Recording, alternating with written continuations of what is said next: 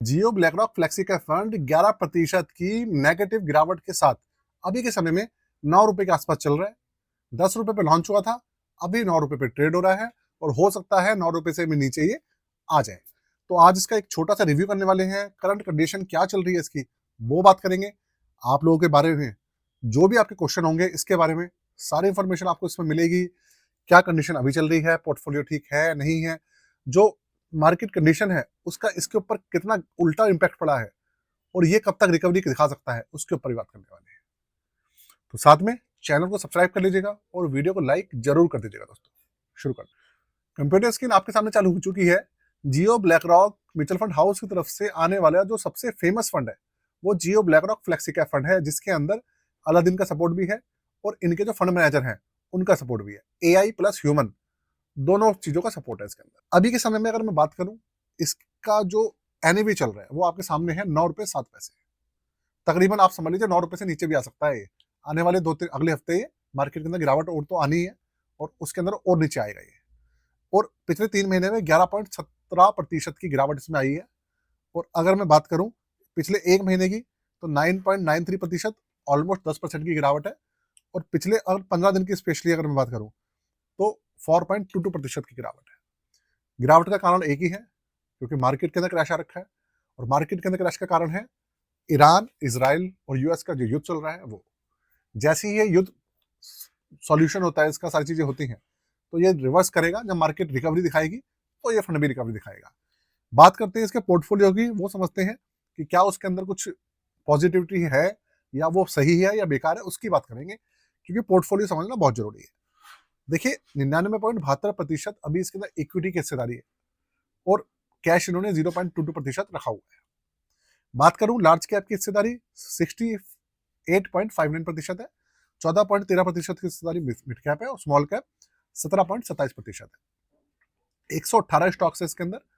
जब पिछली बार मैंने इसका रिव्यू किया था, चेक किया था, तो इसके अंदर करीबन 135 से लेकर 140 स्टॉक्स थे। अब इन्होंने काफी घटाए हैं, मतलब स्टॉक्स को काफी बाहर किया है। अब सबसे बड़ा जो सेक्टर है, देखिए 9 सेक्टर है इसके अंदर, और सबसे बड़ा जो सेक्टर है वो है इसका फाइनेंशियल सेक्टर।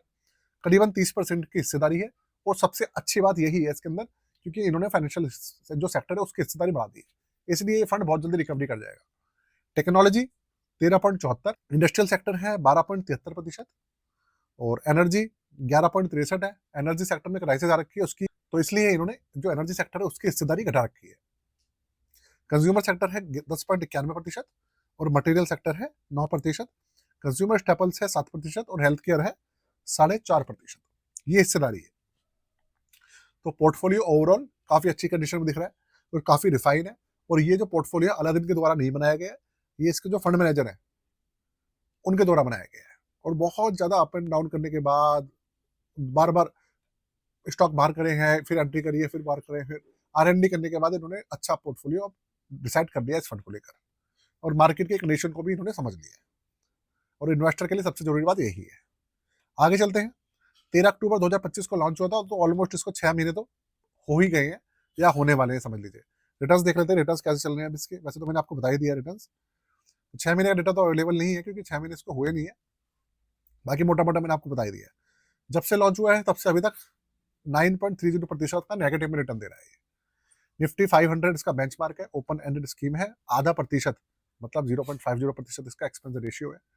2764 करोड़ का इसके अंदर AUM है। कोई लॉक इन पीरियड नहीं है, कोई एग्जिट रोड नहीं है। 500 रुपए से SIP और लमसम इसमें फंड में चालू होता है। ये इसकी कंप्लीट इन्फॉर्मेशन है। ज्यादा कोई इन्फॉर्मेशन नहीं है इसको लेकर, क्योंकि मार्केट में जब अपडेट आएगा चलेगी तब इसका लॉन्ग टर्म रिव्यू करेंगे एक बार, और थोड़ा सा पुराना हो जाएगा फंड तब अच्छे से चेक करेंगे, और जो दूसरे फंड चल रहे हैं उससे इसका कंपेरिजन भी करेंगे। तो फंड के अंदर आप टेंशन लेने की जरूरत नहीं है। आप सोचें भाई गिरावट है, ऐसा हो रहा है, वैसा हो रहा है, उन सब चीजों को फिलहाल दिमाग से निकाल दीजिएगा। फंड काफी अच्छी कंडीशन में है। अगर बात करें बेंचमार्क को बीट कर नहीं पा रहा है या नहीं कर पा रहा है, उसको देख लेते हैं एक बार। ये देखिए बेंचमार्क है 11.5% नेगेटिव में और ये 11.17% है।